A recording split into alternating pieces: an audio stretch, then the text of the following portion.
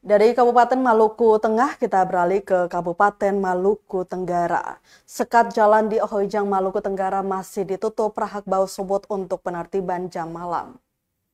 Sekat jalan di kawasan Lampu Merah Ohojang, Kecamatan Ki Kecil, Kabupaten Maluku Tenggara, Malra, pasca bentrok Landmark Kota Langgur, Minggu 16 Maret 2025 lalu hingga kini belum dibuka. Pantauan tribunambon.com Selasa 8 April 2025, kondisi jalan masuk di sekitar lampu merah samping toko Kim baru masih disekat rapat menggunakan seng bekas. Demikian juga dengan jalan masuk ke Fat Dada atau Karang Tagepe depan Landmark Kota Langgur yang juga tertutup rapat pagar besi berwarna kuning. Menanggapi hal tersebut, Sekretaris Badan Sandiri Ohoy atau BSO Ohojang Deni Rahak Bau saat dikonfirmasi tribunambon.com mengatakan untuk sementara waktu pintu ditutup untuk penertiban jam malam. Dijelaskan hal ini sekaligus mengantisipasi sehingga orang dari luar tidak leluasa masuk untuk memprovokasi keadaan di dalam kompleks Ohojang secara keseluruhan. Rahak Bau menuturkan penyekatan ini juga bertujuan untuk menjaga keamanan dan ketertiban selama menjelang masa Prapaskah dan masa Paskah yang akan datang.